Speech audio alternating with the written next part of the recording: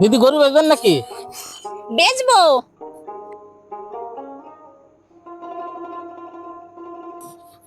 ওই গরু কোথায়? গরু ওই মাঠে দিয়ে এসেছি, চলেন আসেন। চলো। এইটা বেচবো। এইটা হুম হুম। আপনার গরু কয় দাঁতের? আমাদের যে কটা দাঁত আছে সেই কটা আছে। এই 32টা দাঁতের বেশি ছাড়া কম না।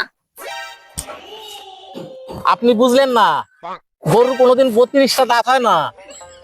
গরু 8 দাঁতে হয়, আবার 8 দাঁতের বেশি হয়, কম হয়। আমি তো ভেবেছি আমাদেরও যা আছে ওদেরও তাই আছে। না না না, আপনি ভুল বুঝছেন। গরুর কোনোদিন 32টা দাঁত হয় হয় না।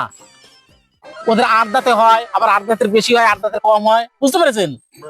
আমি অত শত বুঝি না বাবু, গরু কটা লোম আছে কটা দাঁত আছে গরু আমার বেচতে হবে আমি এটাই বুঝি। আমার গরু যা আছে থাক, আপনি কত দেবেন তাই বলেন। আপনার গরু আপনি বেচবেন, কত হলে দিতে পারবেন বলেন তো? আমার গরুটা একদম লক্ষ্মী গরু, আমার বেচার একদমই ইচ্ছা নেই। একে দেখাশোনা করার জন্য সবসময় একটা লোক লাগে, ওকে দেখাশোনা করার মতন আমার সময় নেই, তাই ওকে বেচে দেবো। তার মানে দায় পড়ে কি করছে? শুনেন, আপনার এই গরুর কোনো দাম নেই। এই গরু দণ্ড কপালে গরু। এই গরু যদি বাড়িতে থাকে, গন্ডগোল ঝুট ঝামেলা সংসারে অশান্তি সব সময় লেগে থাকবে, কখনো ছাড়াবে না। যত তাড়াতাড়ি পারবেন এই গরু বিক্রি করে দেবেন। এই গরু রাখবেন না। এই গরু থাকলে আপনার সংসারে অশান্তি লেগে থাকবে সব সময়।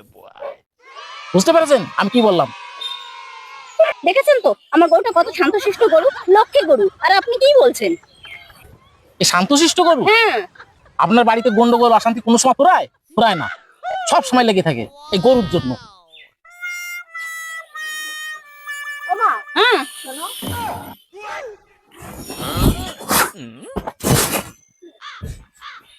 মা, ওই কোড়াটা ঠিকই বলেছে, এখন আর বাড়িতে অশান্তি লেগে থাকে সবসময়, বেঁচে দাও গরু। দাঁড়া দেখছি কি করা যায়। ঠিক আছে দেখো।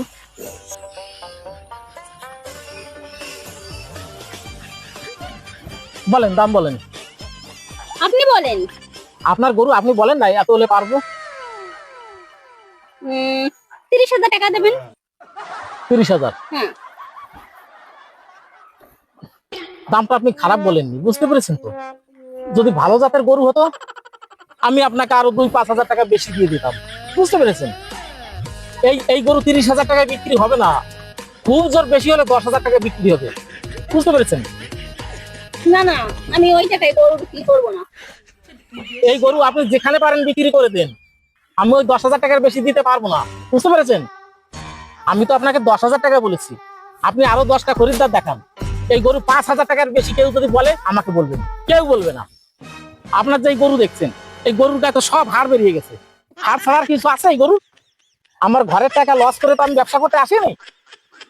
বুঝতে পারছেন ব্যাপারটা? তারপরে আরো কত কি আছে জানেন? এই গরু বেচতে গিয়ে আমাকে কত মিথ্যা কথা বলতে হবে জানো? হাজার হাজার মিথ্যা কথা বলতে হবে, আমার পাপ হবে। এত মিথ্যা কথা বলতে হবে গরু বিক্রি করতে গিয়ে।